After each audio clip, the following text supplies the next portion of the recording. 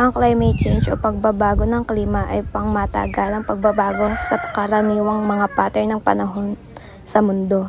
Ito ay nagdudulot ng iba't ibang apekto sa kapaligiran at sa buhay ng tao. Ang pangunahing dahilan nito ay pagtaas ng mga greenhouse gases at atmosphere na nagre-result sa pag-init ng mundo. Sobrang laking dulot nito sa mga tao, hindi lamang pisikal na pinsala kundi emosyonal at mental na paghihirap.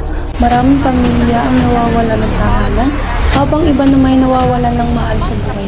Tumitindi ang kahirapan, nawawakasan ang kabuhayan, at unti-unting lumulubog sa takot at pangamba ang mga komunidad sa tuwing may paparating na bagyo o pagbaha.